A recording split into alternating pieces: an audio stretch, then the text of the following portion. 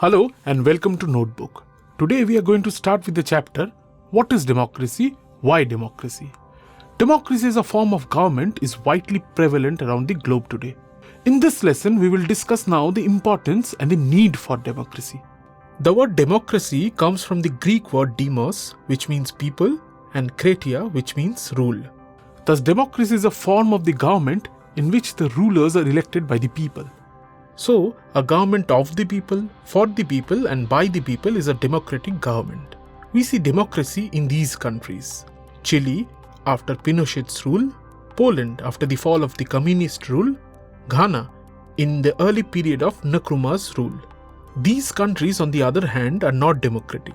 Can you identify them from their flags?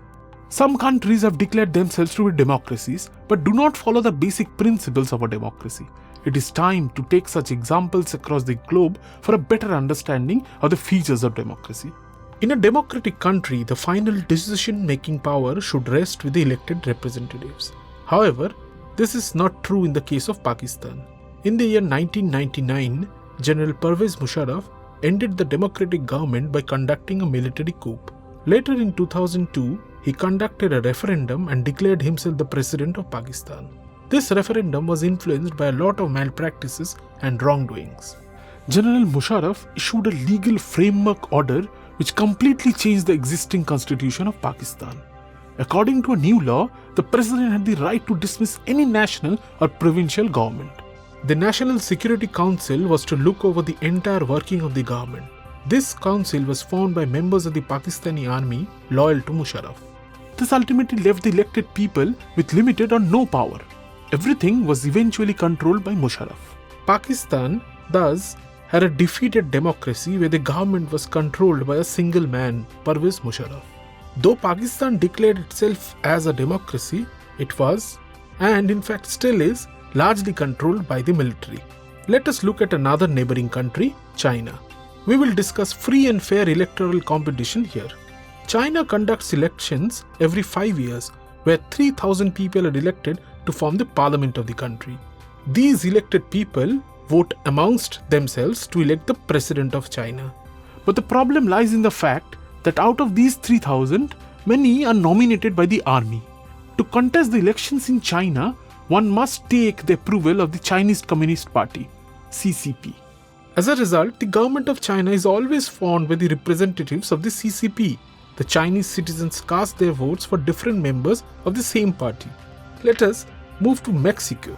Post its freedom in 1930, Mexico holds elections once every 6 years to elect its president. The Institutional Revolutionary Party of Mexico had won all its elections till 2000. They used many unfair and prejudiced methods to win the elections. Some instances of the malpractices were government employees had to attend all the party meetings. Teachers in government schools forced the parents to vote for the PRI. The media highlighted only the good deeds of the party and the bad deeds of the opposition. Polling booths were shifted at the last moment, which made it difficult for the people to cast their votes. PRI spent a huge amount of money on publicity and campaigns for their candidates. So as you can see, there was no free and fair elections in the country. This brings us to the second feature of democracy. It enables us to conduct free and fair elections in the country where the ruling party might run into a fair chance of losing. The third feature of democracy states that each adult citizen must have one vote and each vote must have one value. Until 2015, Saudi Arabia did not allow women to cast their votes. Estonia, in Northern Europe, bars the Russian minority to cast their votes. The natives of Fiji have more value in their votes than the other Indian Fijians. The fourth feature of democracy is the rule of the law and respect for democracy. We will take the example of Zimbabwe to understand this.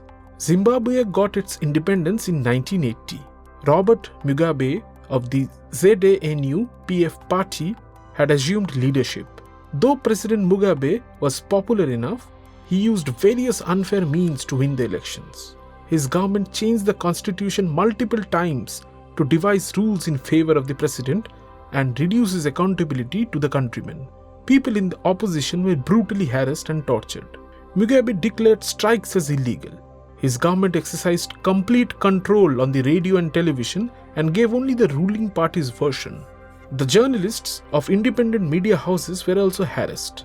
The party workers also interfered in the judiciary and influenced the decisions of the judges. Finally, Mugabe was thrown out of office in the year 2017. With this, we can establish the fourth and the final feature of a democracy, which states that a democratic government rules within limits set by constitutional laws and citizen rights. Every individual's basic right needs to be protected by the nation.